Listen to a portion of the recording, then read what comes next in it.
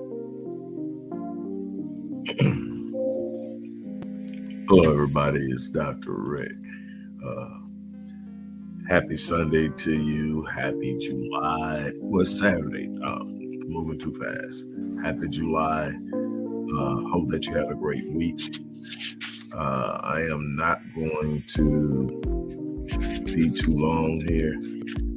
First of all, we had an unbelievable webinar yesterday on unleashing the power of AI. For those who attended, thank you. I'm hoping that you have taken what you've learned and you will take the next step. Man, we talked about everything. There was a guy there who was starting a vending machine company, and we found out how AI could actually contribute to that. And we talked about AI in mental health, AI in physical fitness, AI in the medical industry. We talked about it in so many different ways and how it's going to influence the future. Goldman Sachs says that AI is going to eliminate or replace 300 million jobs globally over the next 18 months or so.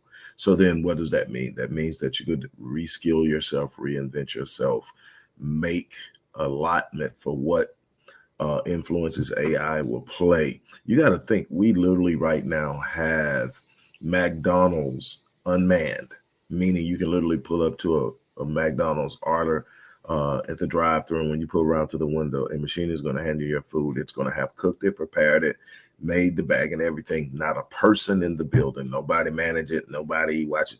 It's literally to that particular level. And we see it over time in our grocery stores and Walmart and Kroger and Randall's, where we used to have the interaction with the cashiers. Cashiers are now becoming obsolete. And we haven't even reached the pinnacle of what that's going to look like, grocery shopping. So AI is going to play a role. So the thing is, what are you going to do about it?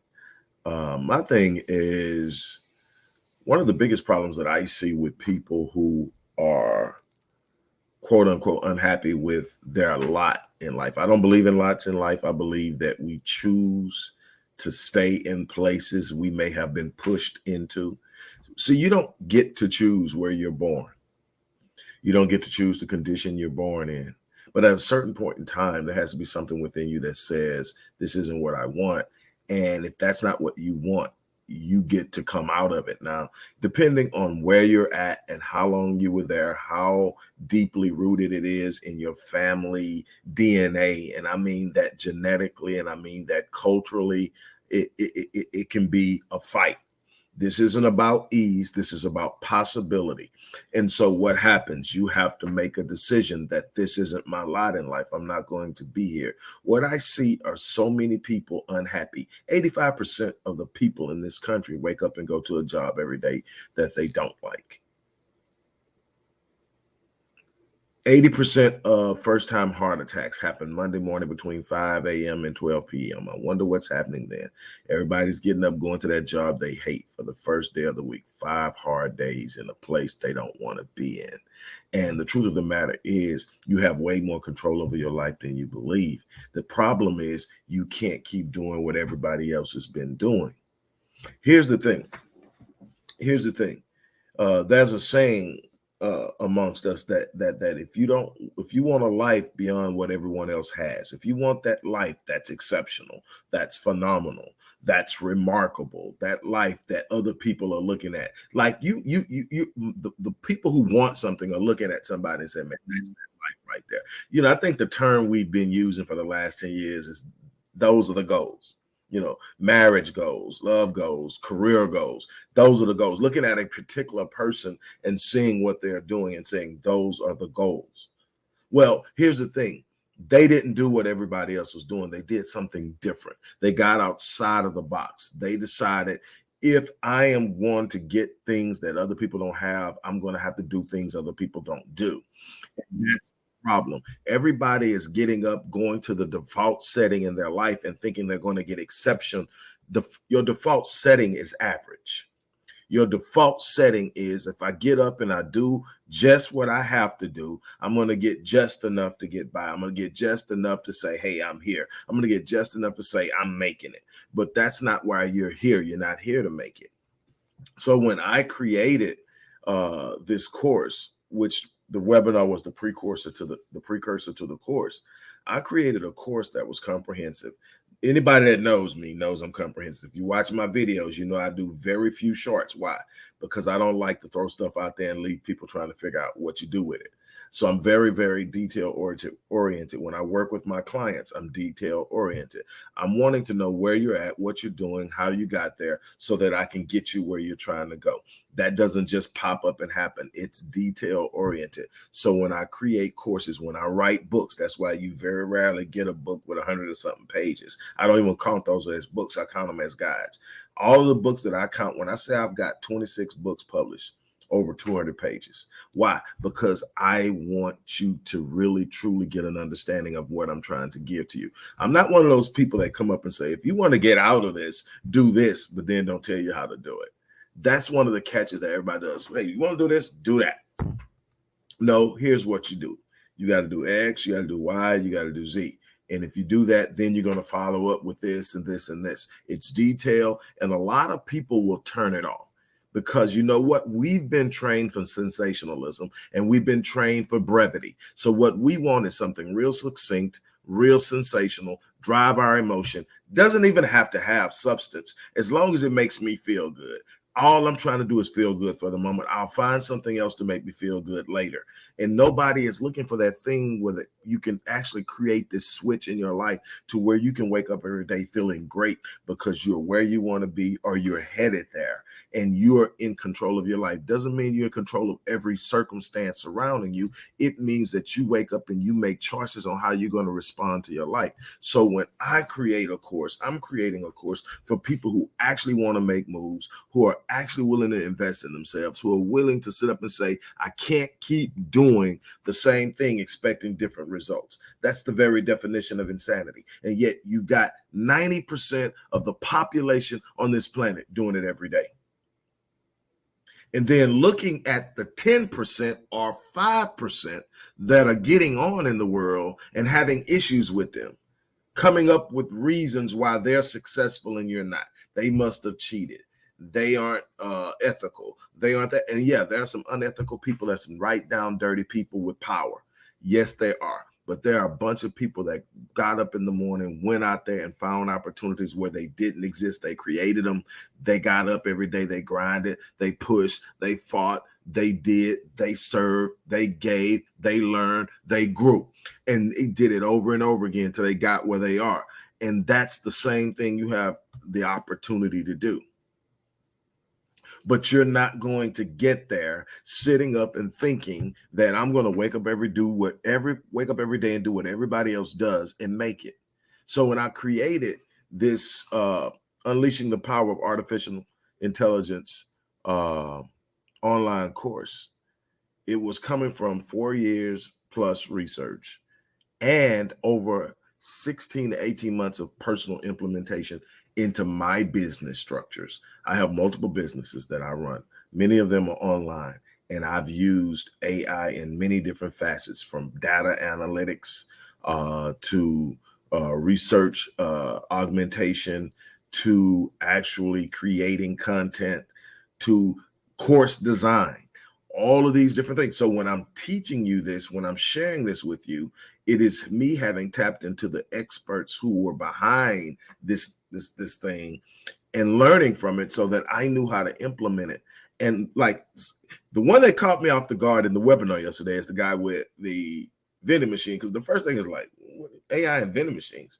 And then it hit me, hey, vending machine placement. It can literally help you draft your proposal to any location where you want to put your vending machine, because you got to convince any location to get you that. So it'll help you with that. And so we went through these lists of things that AI can help a person who runs a vending machine. Also create your franchising license once you grow big enough to have other people putting your vending machines in places and then sharing revenue with them. All of these things are possible.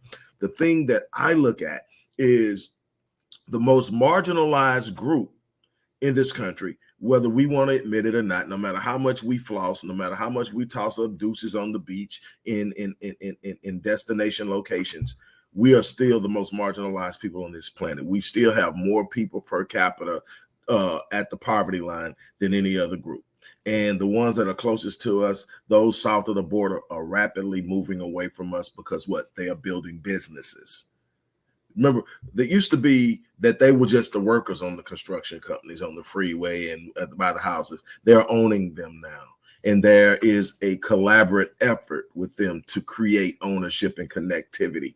And that's something that we're missing. So then what must we do if we want to really truly achieve power as a collective, as a people, as individual, as leaders in our homes and our families and our communities that want to be solid providers, solid support systems for our community, for our families, and literally set the pathway and the blueprint for our children? We've got to get out of the box. This isn't about maligning anybody with a job. You got a job and it pays you well, and you are literally building and growing and taking the money you're making and taking a certain percentage of putting aside, and you're living your best life. This isn't for you. This is for people that are sitting up there and knowing I'm not at my best. There's something better out from them. These are the people that knowing that they don't work best when they're being micromanaged and told what to do. These are the people who are sick and tired of knowing that even though they're paying me well, I'm making them 10, 15, 20 times more than they're paying me. I could be making some of that and then controlling my own life, my path, and decisions of when I'm going to take time off, when I'm going to spend time with my family, when I'm going to go, all these different things. But most importantly, I'm building a launch path for the next generation. My children won't have to start where I started. My children won't have to. And how do you do that? You're going to have to invest in yourself. You're going to have to build. So when I created the Unleashing the Power of Artificial Intelligence course, it was because I saw, you're talking about something so powerful. No piece of technology has grown at the rate that AI is growing right now.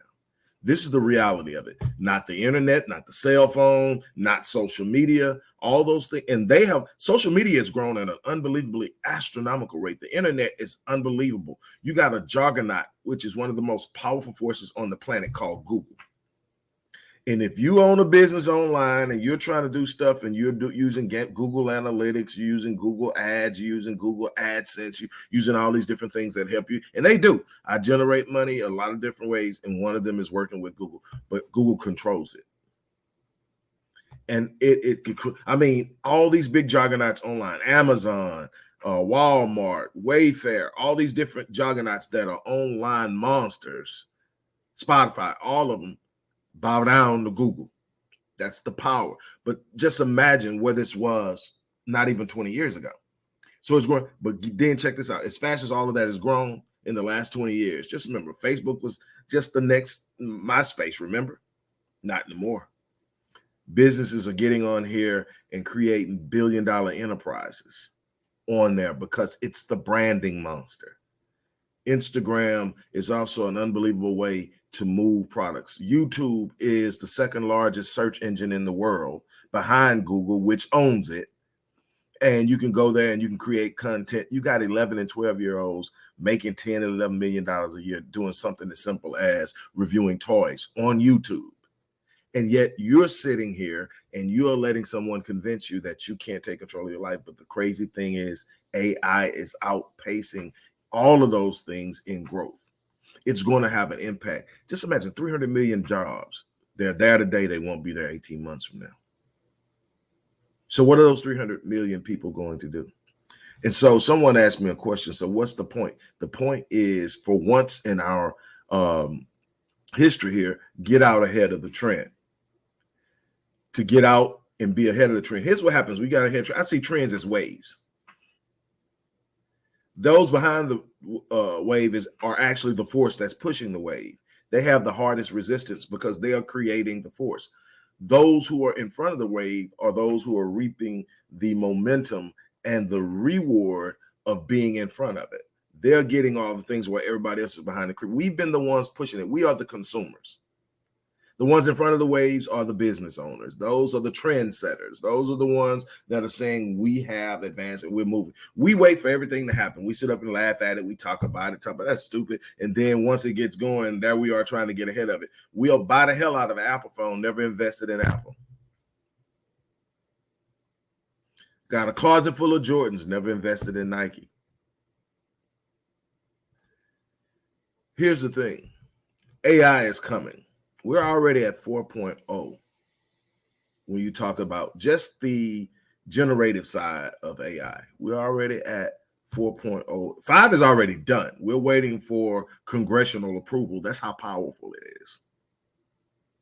Now, you don't think that the people who already have positions of power are looking for ways to use AI to keep the masses at bay? This whole thing that we talk about with racism is simply the guardian of the gate to elitism. Racism protects the wealthy, using race as a barrier and a creator of buffer zones. The people we fear the most, we keep the further away from us. The people we are willing to give poverty and no easier control, we give them the benefits, the privileges, and use them as buffers through the force of hatred and indifference to push them back, thinking that they are better because they have the privilege.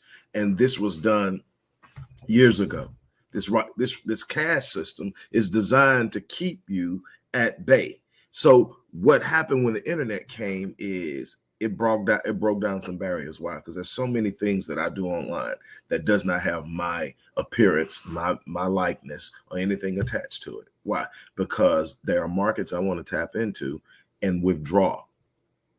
And when I withdraw, I'm not going to go back out and spend it. I have stopped so many of my old spending habits because I realized just what I was doing. I was financing the demise of my people by pouring money that was being paid by other people outside of my race, and then going back and spending it right back. That's why they don't have a problem giving NBA players, NFL players, other athletes and entertainers all this money. Why? Because the first thing we do is we run to white-owned establishments, white-owned fashion companies, white-owned car companies, and we spend exorbitant amounts of money there to prove we've arrived, and we dump all that money that we've earned right back into their economy. So they get to be entertained by us. They use us and our skill sets to build and grow their enterprises and make way more than they're paying us, and then know it's coming back. Why? Because we're trained consumers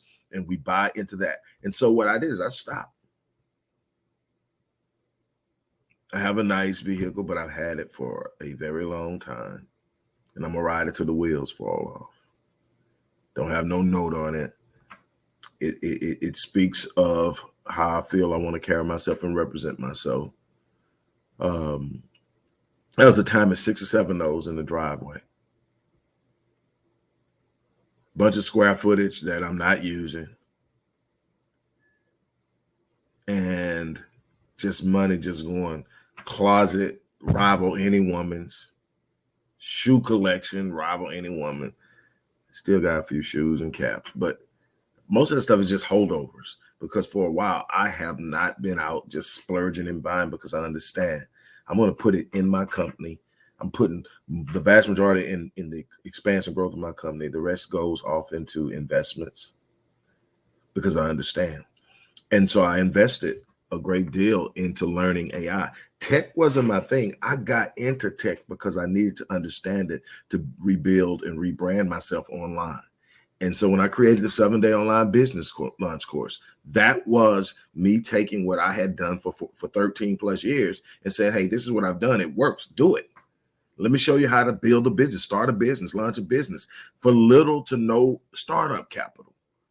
Grow it out. And from there, piece by piece, bit by bit, but you got something that's yours. And let me tell you something. I'm not going to tell you it's easy. I'm not going to tell you every day I wake up and everything just flows like milk and honey. I'm going to tell you when I wake up, it's mine. When I wake up, I'm smiling because I'm about to start a day with something that I'm passionate about, something I love, something that I will do long after it stops being financially necessary because I am passionate about it and I love it. But let me tell you something. There's nothing like being able to say, you know what? I went through a very rough time. I went through a divorce last year. I lost one of my younger brothers last year. A couple years before that, I had 5 heart attacks in March of 22. So the last few years has just been this constant barrage of bam, bam, bam. But last year was really tough for me. Anybody that knows how I feel about marriage knows how hard that was for me. But I got to January and I thought, wait a minute. I am so pushed and programmed to sit up and just keep going no matter what. That's how the heart attacks got me. Just would not. I didn't have time to go get checked out. I was working. I was grinding. I was trying to make things happen. I had a family that needed me. I had all these things that I had to hit. And I'm killing myself because I'm not moving that sedentary lifestyle. I done went from being fit from like 5 years ago to just being unbelievably overweight. And anybody that's followed me has seen the story of the weight loss journey since then and where I'm at and all that. But what happens is I get to 2022 and I decide, you know what? I'm not doing it like this anymore. I'll fool around and I'll do this and I'll be dead. And all of this stuff will be for naught. I took 2 weeks off. Mental health. Hit all my clients up. Hit all my associates up. Look, I'm taking 2 weeks off. Didn't have to ask nobody, know why. I built it. Then I decided, you know what? After that 2 weeks, I need this. So I decided, you know what? I'm going to do this once. I'm going to take a week off every beginning of a quarter. Now, I actually jumped ahead. I was supposed to be taking one off this coming week because this is the beginning of the third quarter. However, I did it in June. But I got it mixed up and I did it in June. My people said, well, this isn't. I said, I'm sorry. I've already set it up. So I won't take one this week, but I'll be October the 1st. I'll be right back at it. But I also decided, you know what? That's going to be at least one day in a week where I'm not going to do anything. Or I'm not going to be under the gun. So I'm not going to work with clients. I'm not going to have anything on my calendar. I'm going to do what I want to do. I might work, but it won't be because somebody has me up against the gun of the cat. So every Tuesday is a mental health day.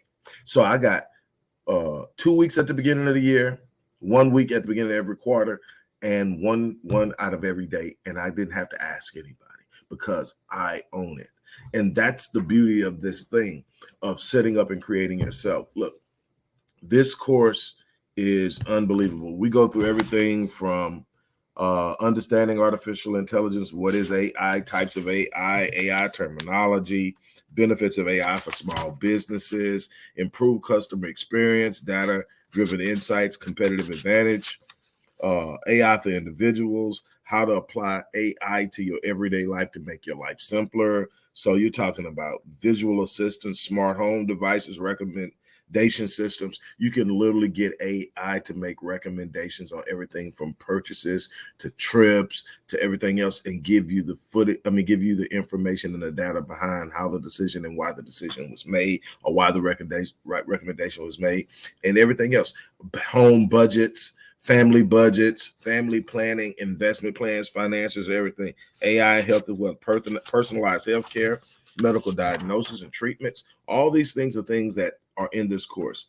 AI and finance, fraud detection, robo advisors for investments, automated budgeting and expense tracking, AI and education, getting started with AI, data collection, preparation, identifying AI opportunities. All this stuff is in this course that I created. That's just the syllabus that I'm reading from. And I didn't read the whole thing. I just went through it real quickly. I created it because it's time for us to stop doing what everyone else is doing and do something different so we can get something different, so we can land in a different place, so that we can start taking power. We can talk power all day long. Power is the result of accumulation and acquisition of things. Number one, wealth, knowledge, wisdom, the creation of protocols and agendas that serve strategic plans. If you don't have these things in place and they are not working conglomerately, you are not going to achieve power. You can talk about it, you can wish for it, you can pray for it, you can do all the things you think will get it done. There is a plan. If you sit up, even if you're talking about it from a faith position, if you're a Christian, you are of Jewish heritage, or you of Arab heritage, all of it covered in the Bible. You either the descendants of Abraham, descendants of Isaac, or the descendants of Ishmael, or you have converted by way of Christianity. So you are either basically primarily practicing Islam, Judaism, or Christianity. And then there are some others as well that still follow the spirituality. But if we're talking about those three that have a Jewish background or a Jewish origin. We'll start there. Here's the thing, that no matter what you look at, you go back, and even when it talks about wealth, it says it is God who gives you the power to get wealth, but it doesn't say it's God that gives you the wealth. You have to go out and create it. But there are principles for creating the wealth. It isn't something you just sit up and you wish on. There are literally principles that have been present as long as you can look back. There's building there. If you go back and you even look at the principle of tithing, I'm about to piss off some pastors, but if you look at the literal principles of tithing and you go back and you look at the law versus the actual practice of the law, wasn't actually that everybody paid tithes. The poor didn't pay tithes. Actually, if you look at the law, there were two principal types that paid tithes.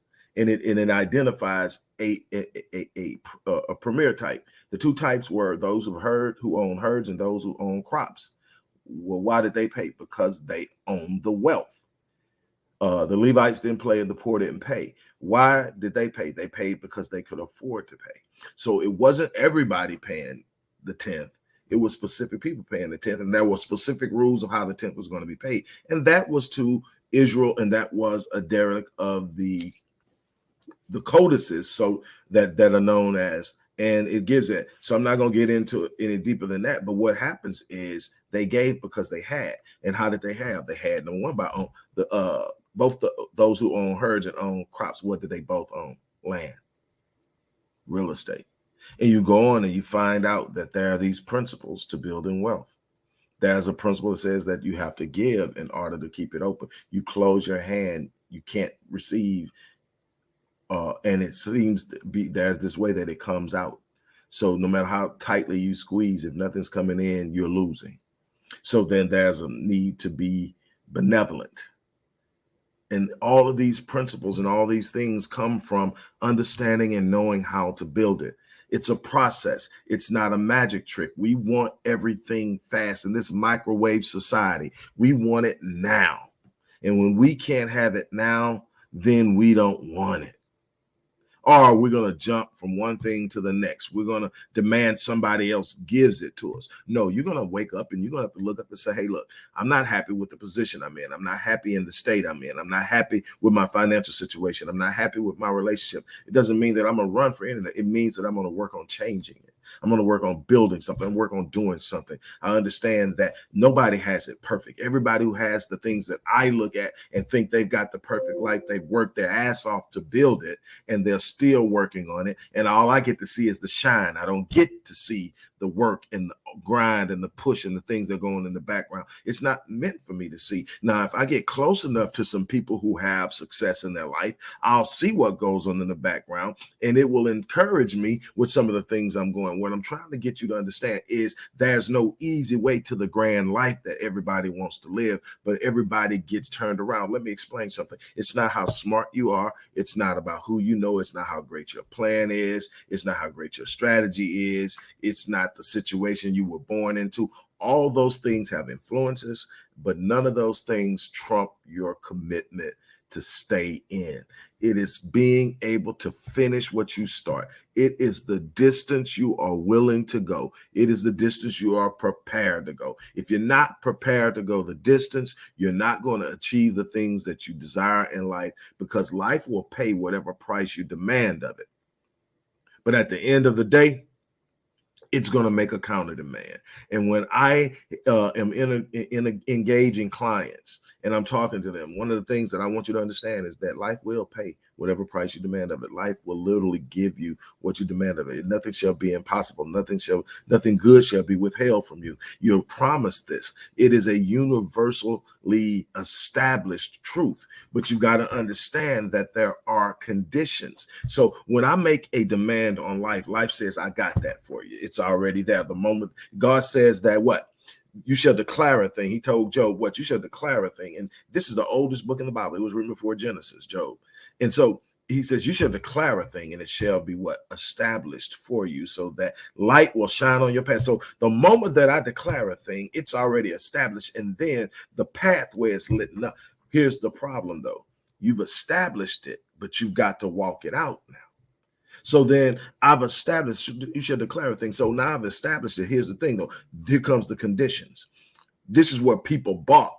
Okay, I want a better marriage. Well, here you go, dude. I had a guy come to me. He says, man, I'm a hard worker. My wife doesn't have to work. She doesn't have to do anything. She stays home and takes care of our 2 kids. I make sure they have everything they need. I work and yet there's this constant tension between us. We're not getting along. So we get to talking, and I come to find out he's spending 2 and 3 nights a week out hanging with his boys, and he feels he's justified and he has a right to do it. Why? Because he's the provider. Well, first of all, you're supposed to be the provider. Now, if you're starting out or whatever's happening and you need help, there's nothing wrong with saying, hey, we're trying to build something. I need you to help me for a while. But when you get to a point where you're established and you're the provider, yes, you should be acknowledged for it because you're doing what you're supposed. I'm not one of those people that believe because you're doing what you're supposed to be doing, it don't count. No, it counts. How many people aren't? How much of the world is just in turmoil because people aren't doing what they're supposed to do? So you find somebody doing, yes, ain't no damn job you're gonna go on that you're doing what you're supposed to do. They're not gonna acknowledge you on. But that's what we want to do in the home is we want to sit up and say, hey, that's what you're supposed to do. I'm not giving you credit for that. You're supposed to be in the kitchen cooking. You're supposed to be working. Yeah, I am. I'm not asking for praise, but I want you to acknowledge that I'm holding down what I'm supposed to be holding down. Anyway, look. Here's the thing. So you're doing this thing and he's doing it, but he's thinking that gives him a right to put his wife in a lower level. And so I had to explain to him, first of all, that what she's doing is just as honorable as what you're doing. Matter of fact, I think it's more honorable. She's educating your seed. She's nurturing your seed. She nurtured it while she carried it. She's nurturing your seeds now as the mother, and she is preparing them to be fathered and parented by you. She's doing the first phase of this thing while you're out there doing that, so that when it's time for you to step in for the little boy and the little girl, because you're the source of identity either way, it's when it's time for you to step in, you step in, right? Okay, but here's the thing. You've got to honor her in the same way you want her to honor you. The same way you want to be acknowledged for being the provider. She wants to be acknowledged for being the nurturer. And she wants to be held in equal esteem, and she deserves to be. So then there should be nobody, including your boys, that come before her. So if you want a better marriage, the demands you make on life, you're going to have to meet the counter demand. Put her first. Now, here's what happened. He went and did what I told you to do, but he did it begrudgingly. So what did she do? She is what we see visually. And I don't just mean with our eyes. I mean, we are the ones, the holder of the vision. That's why it says, right, the vision. We're the ones with the vision. So we think visions. We see, we discern through our sight.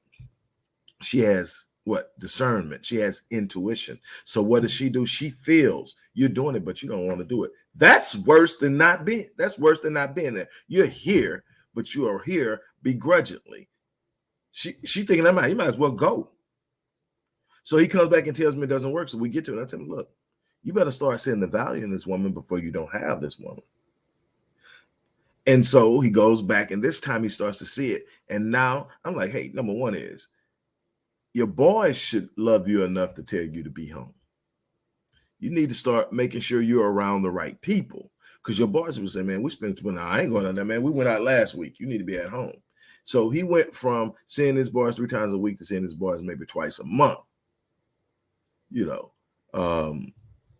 and so things went great, but he had to meet the counter demand. He had a demand on life, but he didn't want to give anything to get. That's not how life, God designed this world to be a world of what? Reciprocity, a world of sowing and reaping. You want the harvest, but you don't want to sow. You want the promise, but you don't want the process. You want all these. That's not how it works. So what I'm trying to get my people to see is you can't keep demanding greater things with mediocre behavior, mediocre mindsets, mediocre standards that you're operating by. This is a chance for us to really, truly climb and get out. Create these courses. And something else. While I have a healthy non-Black roster and clientele, I don't advertise to them. They come find me. I advertise to the people that I'm really trying to lift and help, because they're the hardest to reach. They're the hardest to convince. They're the hardest to help. And so when I'm doing this, I'm not there. There are more people from outside looking like me, my people, that come to me for the things I do in every area.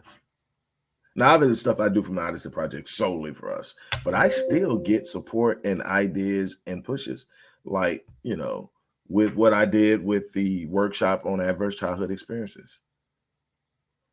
We really truly have to look at where we're at and what we're doing. But I do this because I believe in us. I believe in our genius. I believe in our gifting. I believe in the power of our resilience. And that's why it's so frustrating to see that we haven't moved one iota. Matter of fact, we've regressed uh, since the 60s. We've regressed significantly. We have been stagnant in home ownership. The wealth gap has widened. We are becoming less and less relevant politically. Why? Because we're refusing to build.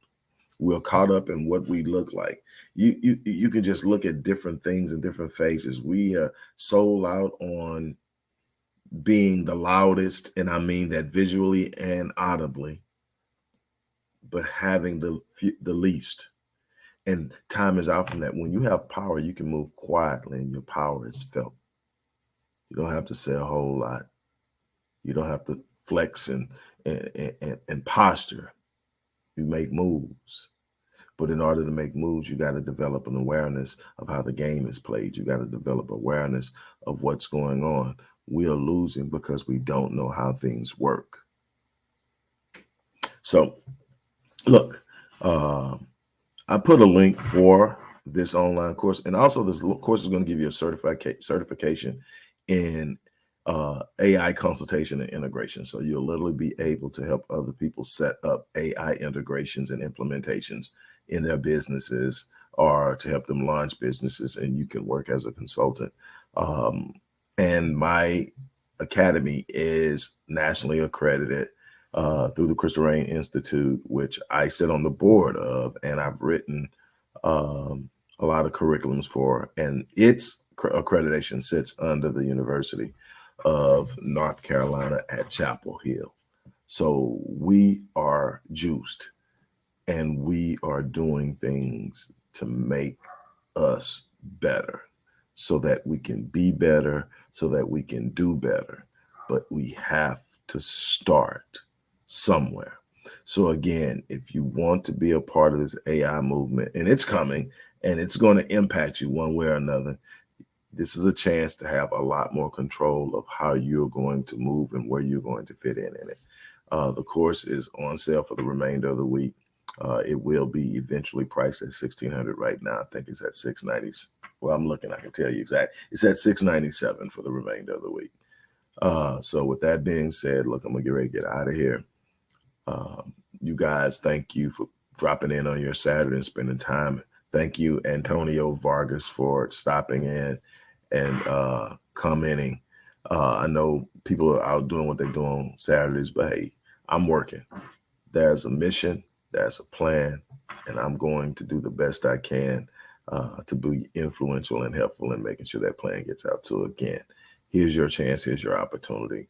As I always say, I live my life on full so that when I leave this place, I die on E. I challenge you to do the same thing. On that note, I'm out of here. You guys have a great day.